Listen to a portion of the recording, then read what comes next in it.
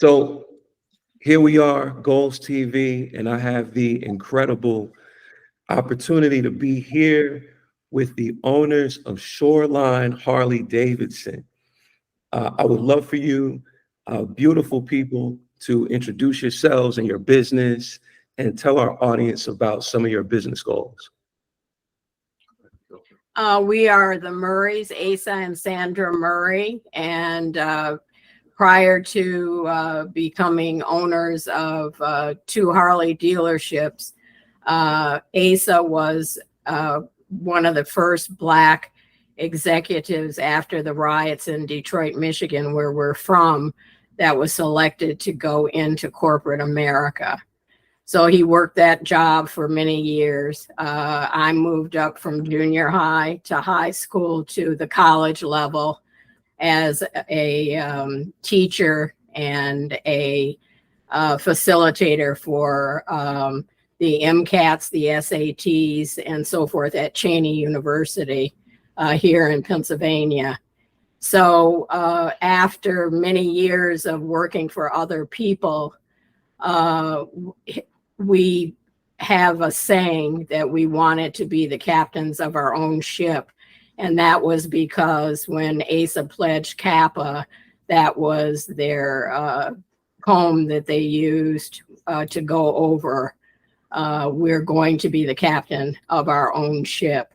So we first got Wendy's, and we purchased 2 corporate stores. And within a year, we had made more than $1 million more than corporate was doing, because we were on site every day, all night, watching, training, and making sure that the people in the community knew who we were, which was a lot easier because we were right in the city of Philadelphia. We ended up with 4 Wendy's, which we kept until 2014. And at the time, that was the end of one of our downsides in the economy. And the corporate approached us to ask us if they could buy back the Wendy's, which is unheard of because their market share had gone down. So we did. I didn't want to do it because I considered that my baby. Asa had gone on to run the Wendy's, but we thought if we didn't do it when we got ready to sell it, you can never find someone when you really want to do that. So we sold those in 2014, and then we picked up an additional Harley dealership in 2014. We are only one of 3 Black owners of Harley dealerships. And we have always had in our heart to mentor young Black and minority students, young people.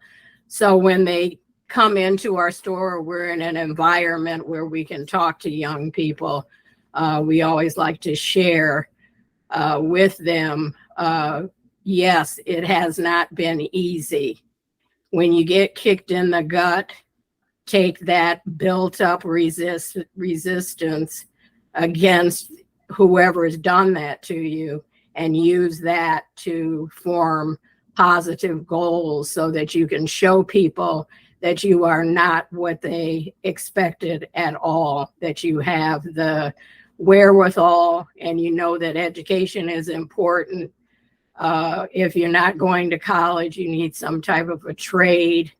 If you can get into a small franchise, just have goals so that you are able to take care of your family and have a decent and good life. That's been our philosophy.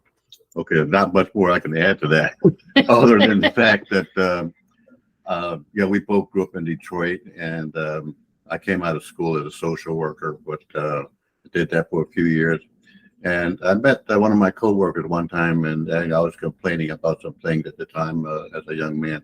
And she said to me, "Well, what are you going to do to make a difference?"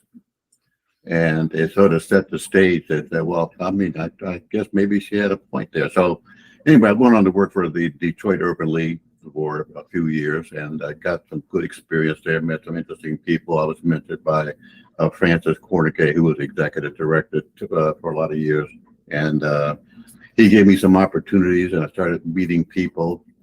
And at one point, one of my good friends, who was in part of the personnel department, discovered that there was a company called Owens, Illinois, which is a Fortune 500 company out of Toledo, Ohio. It's a huge packaging company. And they were looking to recruit some African Americans. I went into Toledo for an interview. It was a tough interview. I interviewed with 5 different people.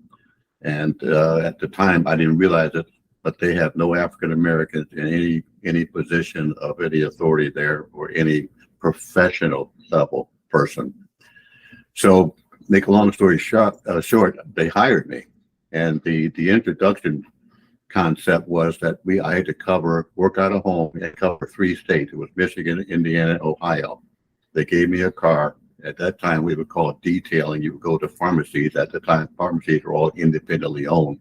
They were individual businesses. And we had to sell the glass products for prescription vials and plastic vials for pills. And the deal was you worked independently, but you had to register what you did at the end of each week and send your reports in. After a few months, I was gone all week long. I go out on Monday, come back on Friday night, submit my reports. And on Monday morning, we would always get the results to see how you match up with everybody else in the country. Come to find out in the top 5 every single week out of about 25 different locations. And then they had somebody come by and evaluate us later on just to make sure we weren't cheating or altering the results. Wow. But after a year of that, they promoted me. They took me into Toledo, Ohio. It was something I'd never seen before, where only 10 of us were selected to go through 3 months of exhaustive training on how to sell professionally. We didn't have to work. It was just learning to sell.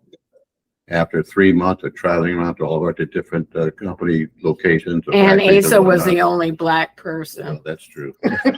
By a long shot. So after a year of doing that, they took me in and I got the training, but then they assigned us to go to Boston, Massachusetts. And going from Detroit to Boston was a big wake-up call. I mean, it was like day and night. You go from a Midwestern environment to a very highly charged environment in Boston. So anyway, we did all that. And I was there for about 2 years. Then I got promoted to New York. I ended up handling the largest account that Owens, Illinois had, which was the Coca-Cola system out of New York. And after that, the New York Coca-Cola company hired me, and I started working for them for a few years. During that time, I met a gentleman by the name of Bruce Llewellyn, who was an entrepreneur. He's an African American, multi-billion millionaire. Yeah, millionaire, and he ended up training with Coca-Cola because he wanted to buy a Coca-Cola franchise. So he bought Philadelphia, and he had gotten to know me. He hired me to go over there and work there, and I was a senior VP there for a lot of years. And after that, I retired, decided to go out on my own. The point was, and telling you this story, is that each of those steps led to something better, and the excellence was important at each level so that you could move to the next level. And it was a matter of learning from other people and watching and understanding how processes work and how to do things properly. And one thing I was always taught at home, first of all, and in business secondarily, was that do it right the first time and don't try to cut any corners and be honest and professional. And that's what we've always tried to do. And that's what we're doing in our personal businesses that we have now. We make sure that we treat people the way we want to be treated. Very important. And it's been especially when I had the Wendy's, and it was the kids that work there were predominantly Black and Hispanic. They just couldn't understand how Asa and I could be business owners. So I was always happy to share our experiences with them, to let them know life is not easy, but don't give up.